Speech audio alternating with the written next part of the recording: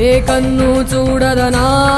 నీవిచ్చల విడిమిడిసి పాటు ఏ చెయ్యి ఆపదనా తప్పటడుగే నీ అలవాటు అదృశ్య దృష్టిగా సకల సృష్టిని ను గమనిస్తున్నది లెక్కగట్టి